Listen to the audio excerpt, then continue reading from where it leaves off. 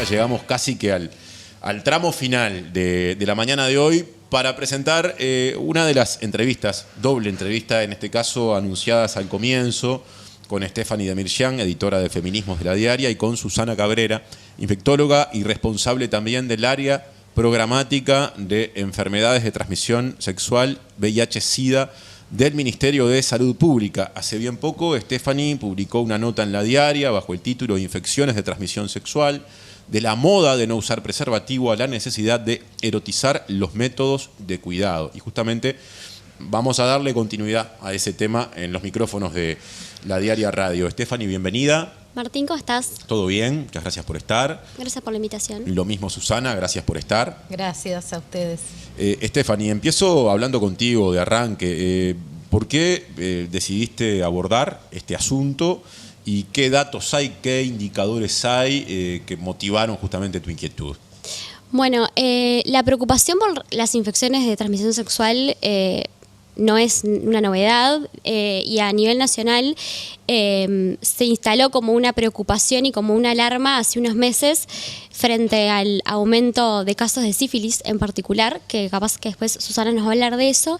Pero a mí lo que me pasó en particular fue que a inicios de este año noté, no fui la única, ¿no? Pero noté que en las redes sociales sobrevolaba como una conversación que me llamó mucho la atención de usuarios y usuarias que medio que reivindicaban el no uso del preservativo y se hablaba como de una moda, que yo lo uso entre comillas, porque es raro hablar de esta moda.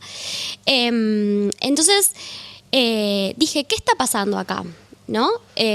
Creo que a veces lo que sobrevuela en las redes sociales puede servir de pretexto para abrir algunas conversaciones, y en un contexto en el que justamente están en aumento los casos de sífilis, en el que los casos de VIH están en una meseta, que son los datos que nos muestra el Ministerio de Salud Pública en el último boletín epidemiológico que salió justamente hace una semana, que también Susana nos va a hablar, dije, bueno, investiguemos qué está pasando. ¿Qué pasó? Cuando empecé a buscar datos específicamente sobre el uso de preservativo en la población, no encontré que sean representativos. O sea, hay estudios en Uruguay sobre este tema, pero están dirigidos a poblaciones muy específicas, por ejemplo, a adolescentes y jóvenes, o a hombres. Hay una muy que fue bastante importante, que salió en el 2019, creo, sobre hombres que tienen sexo con hombres, pero que además eran de Montevideo, o sea, como muy específicas. Muy acotado. Claro, no representativas de toda la población, y además todas estas encuestas son previas a la pandemia, ¿no? Entonces, ante ese panorama dije, bueno, abramos la conversación con personas que saben para ver efectivamente si podemos hablar de que hay un menor uso de preservativo en la población, ¿a qué se puede deber? ¿Cuáles son las hipótesis? Sé que en otros países, por ejemplo en Argentina, también se abrió este diálogo, también a raíz de estas conversaciones de las redes sociales. Tiendo a pensar que las redes uruguayas tienden a tener, no sé, tendencias similares en el manejo de estos temas a lo que puede verse en las redes sociales argentinas, e incluso quizá pueden tender a reproducir algunas ideas o conceptos, o si querés decirle modas también. Pero es una, en todo caso, suposición o impresión mía. Sí, de hecho estas publicaciones que se viralizaron a principios de este año eran de Argentina, pero llegaron a Uruguay. O sea, a veces es difícil hacer la distinción de a qué se debe, pero en todo caso, culturalmente somos dos sociedades muy parecidas, entonces no es loco pensar que lo que pasa allá podría estar pasando acá. En fin, la cuestión es que también pasó algo que lo cuento como anécdota, pero en realidad no es tan anecdótico, que también lo menciona en la nota, que en junio un grupo de trap uruguayo sacó una canción que también es como una reivindicación de tener relaciones sexuales sin preservativo. Mirá. Y bueno, es como toda una ensalada de cosas que a las personas que capaz que nos interesan estos temas, dijimos, bueno, acá hay algo para explorar, ¿no? Claro. Y ahí fue que hablé con varios especialistas. En la lista de especialistas obviamente estaba Susana, que una de las cosas que me decía, y ahora le damos la palabra a ella, es que efectivamente no tenemos datos para saber si hay menos uso de preservativo, pero hay algunos indicadores que Susana llamó indirectos. ¿Cómo es eso, Susana? Contanos. Bueno, es muy interesante lo que nosotros llamamos indicadores indirectos, este aumento de los casos de sífilis, ¿no? El hecho de que entre el año 2020 y 2024 se hayan duplicado las notificaciones de sífilis, pasando de 3.500 a más de 7.000, es un indicador de que hay menor uso de preservativo. Digo esto porque no hay otra explicación. Esos números que das, capaz que entendí mal, ¿son por año o son en el acumulado de ese lapso que manejaste? No, es por año. Por año, anualmente. Anualmente, sí. Y es igual en varones y mujeres. El grupo etario que más aumenta o que tiene mayor incidencia de casos es entre 15 y 24 años, precisamente. Estamos hablando sobre todo de grupos más jóvenes. Y bueno, claramente, si bien no tenemos encuesta, está claro que no hay una evidencia actualizada de esto. Está el ruido, está la conversación, como decías en tus términos, pero además el hecho de que la sífilis no ha cambiado, no cambió la forma de transmisión, no es más resistente, no es que no le sirva la penicilina, sino que se transmite de la misma manera. Probablemente lo que se está dando es la oportunidad de mayor transmisión por menor cuidado o por menor uso de preservativo. Y además no es un fenómeno solamente local, o sea, también está inscripto en un fenómeno regional y mundial, diría. Latinoamérica está despegada mal en ese sentido, en que es la región que tiene más casos o más aumento de casos. De sífilis. De sífilis. Tanto sífilis en población general como sífilis congénita, que es como lo que, capaz que lo que más impactó primero y que sabemos más en los últimos años, pero también es, de hecho, lo que pasa en sífilis congénita no es más que el reflejo, la punta del iceberg de lo que está pasando en población general. Por eso también está bueno saber que esta realidad, más allá de que hay una parte que corresponde claramente a tratar de buscar una explicación por qué estos comportamientos, porque no es desconocimiento. Yo no creo que esto sea falta de información, no va por ahí, porque todo el mundo sabe que el preservativo es para prevenir infecciones de transmisión sexual, además de prevenir un embarazo o un embarazo no planificado. Hay otros métodos que probablemente incluso son más efectivos que el preservativo, como la anticoncepción de cualquier tipo. Creo que va con esto de enfrentar el riesgo o desafiar el riesgo o de tirarse al agua o no importar. Y posiblemente hayan otras explicaciones que yo me exceden y que estaría muy interesante hacer algún otro tipo de estudios de por qué se toman determinadas decisiones que a uno dice, bueno, o no uso casco o consumo determinadas drogas que sé que me van a afectar, o no uso preservativo y puedo tener relaciones sexuales sin haberme hecho un test yo, sin que la otra persona o las otras personas con las cuales mantengo encuentros sexuales se hayan hecho un test, porque claro, eso sería otra manera de prevención también, ¿no?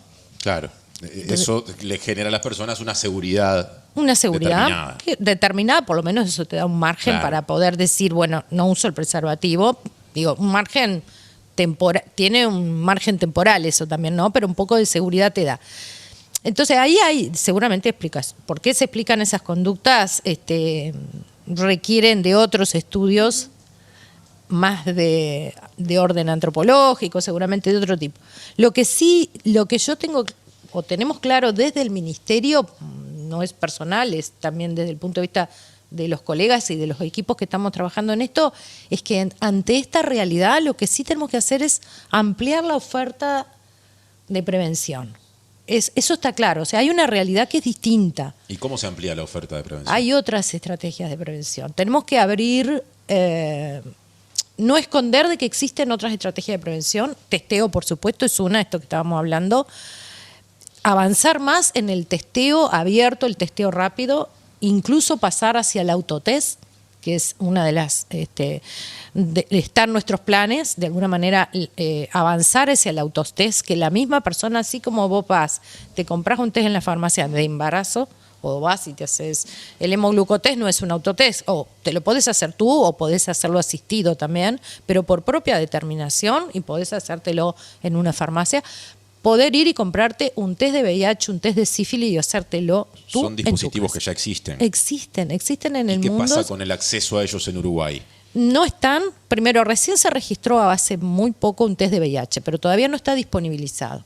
¿Tá? ¿Y por qué? ¿Porque lo están evaluando? ¿Porque hay normativas? Todavía ni siquiera ¿A qué se estamos debe? haciendo una evaluación, o sea, tenemos que pasar a esto, a una fase de implementación, porque lo que tiene que ser es que sea seguro, tenemos que tener bien definidos las hojas de rutas para esa persona, si se encuentra sola frente a un test positivo, hacia dónde tiene que ir. Eso es lo único, y creo que no es tan difícil de hacer, hay experiencias muy cercanas, Brasil lo tiene hecho, ya lo tiene. Paraguay lo está haciendo y lo está haciendo muy bien y lo está haciendo con sociedad civil, lo está haciendo con comunidad, lo está haciendo con pares, con colectivos donde hay mayor incidencia de VIH, allí lo está haciendo. Y lo otro, hay otras cosas, pero por ejemplo profilaxis preexposición, PrEP, que en Uruguay no se puede hablar de eso, no se podía hablar de esto, porque una de las excusas era que si hablamos de PrEP, que es tomar una pastilla antirretroviral todos los días, o puede ser a demanda, incluso hay otras formas de tomarla, incluso ahora hay inyectables, que Uruguay todavía no llegaron porque son muy caros, pero algún día van a llegar, para prevenir el VIH, todos los días una pastilla, o cuando se necesita una pastilla para prevenir el VIH. De esto, una de las excusas, esto está demostrado desde el año 2012, ¿no? Digo, no estoy hablando de nada nuevo, estoy hablando de algo que lleva más de 10 años en el mundo. Porque decía, no, si liberamos la PrEP, va a aumentar la sífilis, ¿no? Esa era una de las excusas. Bueno, la sífilis ya aumentó. Aumentó igual. Entonces es el momento de reconocer que estamos en una situación, que esto está pasando y lo que tenemos que hacer, por lo menos como política de salud, ante el problema que sabemos que está, que lo tenemos que reconocer, además del preservativo, pensar cómo ampliamos el menú, el abanico de la oferta de prevención. Dos preguntas por mi parte breves y también incorporo a Stephanie porque supongo que sobre el cierre puede querer hacer alguna precisión o pregunta. La primera, para respuesta lo más breve que podamos por la hora. Sí. No porque no sea interesante o no dé para profundizar. Cuando se incorpora la perspectiva mencionada por Stephanie acerca de eventuales modificaciones de las conductas que pueden llegar a través de pares, de referentes en las redes sociales, de gente asociada con cierta onda que puede determinar hay que ir por acá. ¿Entendés que en esto de profundizar la oferta de prevención debería haber campañas públicas orientadas a población joven, por ejemplo, con los términos y con los códigos que usa esa población en TikTok, en las redes sociales más usadas? ¿Eso está faltando? Está faltando, claro. Ahora tímidamente, la semana pasada yo considero que se dio un gran paso. Todos los días pueden ver las redes del ministerio, realmente se está hablando de este tema. Hay algunos videitos que salí yo diciendo esto, no es lo mejor es que salga alguien joven, alguien en todas las redes, más cercano a la población, más del tipo influencer, claro. Hablando en los mismos términos y comunicando esto. Bueno, pero ya el primer paso creo que está dado y es que el ministerio está dispuesto a avanzar en este sentido, pero sin duda es por ahí el camino, comunicar diferente, ya no. El folleto, solo el preservativo, está muy bien lo del preservativo, pero ya no es solo el preservativo, tiene que estar el menú completito. Antes de Stephanie, me quedo con eso que decías para hacerte la segunda pregunta. Yo transité mi niñez en los 90, tiempos de campañas asociadas al VIH, al que se presentaba como SIDA en general, que muchas veces asusaban el miedo, ¿no? Voces fantasmagóricas en publicidades televisivas, ¿no? Que un poco iban por ese lado.